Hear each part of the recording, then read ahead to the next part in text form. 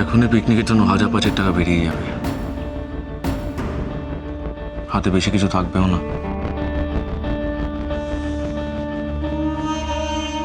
সামনে ইচ্ছের check up কিছু হবে?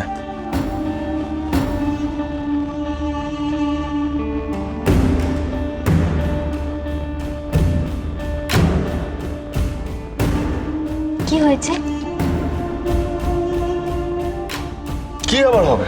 থাকিয়েছো কেন এরকম ভাবে? না, টাকা গুনছিলে হাত টান পড়েছে। হ্যালো, তুমিও না। দূর, তোমার বর একসময় চাকরি করতো, আলো সেখান থেকে অনেক টাকা সে বাঁচিয়েছে, জমিয়েছে। আর ছেলে হিসেবে আমি তো খুব একটা খারাপ নই না, ভালোই। মদের নেশা নেই, সিগারেটের নেশা নেই, তো সেফ তো হবেই না, কিছু করার নেই। যে কতখানি ভালো সেটা আমার থেকে কে বেশি জানে বলো? হ্যাঁ, আমার তো দোষও নেই কিছু, শুধু দোষ বলতে ওই মানে একটু মাঝে মাঝে। কি করছো? দরজা খোলা, দরজাটা খোলা আছে। সবাই সবাই পিকনিকের জন্য তৈরি হচ্ছে। তৈরি হচ্ছে তো, আসবে না তো? চলে আসবে। কি পাগলামো হচ্ছে সৌরভ? পাগলামিটাই তো হয়নি এতদিন ধরে, তাই না? দেখো দেখো, এতদিন ধরে তো পাগলামো হয়নি। নিজের ভুলেই দেখো, নিজের ভুলেই ভুগে গেল। এত সুন্দরী বউ আমার, আর আমি বারণ করেছি তোমাকে, একদম পুরনো কথা তুমি মাথায় আনবে না, একদম নয়। দেখো আজ সকলে মিলে পিকনিকে যাচ্ছে, সবাই কত মজা করবে তুমি বলো। তার মধ্যে তুমি এইসব কথা একদম মাথায় রাখবে না, বুঝেছো? ছোট বৌদি, তোমার হলো? এখন কিন্তু আবার প্রেম করতে বসো না বরের সঙ্গে। হলো তো? এখন ওদের সামনে কি করে গিয়ে দাঁড়াবো আমি? পাগলামির একটা সীমা থাকে সৌরভ। 2 সন্তানের বাবা হয়ে গেছে তুমি। ও বাবা, অমনি যত দোষ নন্দ ঘোষ। আর না, নিজে তো বেশ ভালোই আদর খাচ্ছিলে। হ্যাঁ, আরে,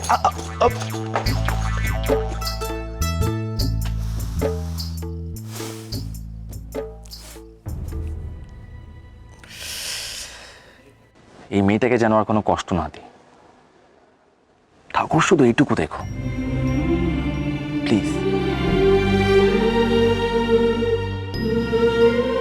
আলো যদি চায় গোটা পরিবারকে একসঙ্গে খাওয়াবে তো খাওয়াবে, তার জন্য আমাকে টাকা জোগাড় করতে হবে, যে করে হোক হবে, ব্যাস।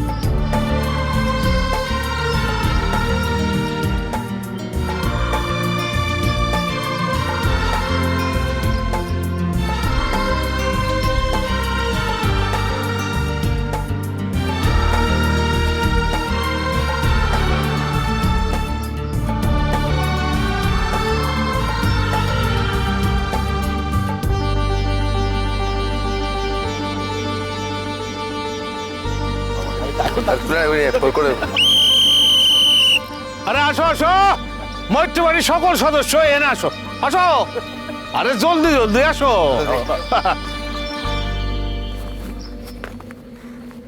আরে আসো না। কি হয়েছে নাকি? ড্রিল করতে হবে নাকি এখানে? কেন? কেন মানে বাসি বাজাচ্ছ না তাহলে? আরে আরে বড়দা তুই ভুলে গেছিস, ছোটবেলায় বাবা আমাদের এভাবেই ডাকতো। বাবা ভুলে গেছে যে আমরা বড় হয়ে গেছি। বাঁশি বাজানোর একটা কারণ আছে। বলো। বাঁশি না বাজাইলে তোরা তো কানে শুনবি না। এই শঙ্কর, আগে বাবু, এই শোন, আমার একখান টুল দে। টুল? টুল তো আনা হয়নি। কেন?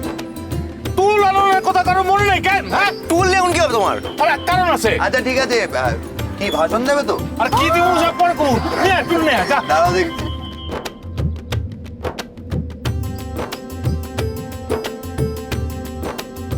তবেন বাবা রে, আজকে তুমি গেলে চলে এসো। টুল টুল কে ছিল? টুল আয় তো ওঠো। আরে হবে, এই তো বলে টুল উঠো। গতি সামলে, গতি সামলে। এই বাবা, এই বাবা। উঠছি। এই নে, শঙ্কর, বাবু। আজকে বাবা সবার সামনে একটা মার্কাটারি ভাষণ দিতে চলেছে। বাবা স্টার্ট, শুরু করো। হ্যালো, বলো হ্যালো, বলো। শোনা যায়? বুঝতে পারতেছো? প্রতি বছর আমরা পিকনিক করি সকলে এক লগে একটু থাকানোর জন্য। তাই আইজ আমরা কেউ আলাদা আলাদা বেড়ামু না, হ্যাঁ? আমরা কেউ আলাদা আলাদা আনন্দ করুম না, যা করুম সকলে এক লগে করুম।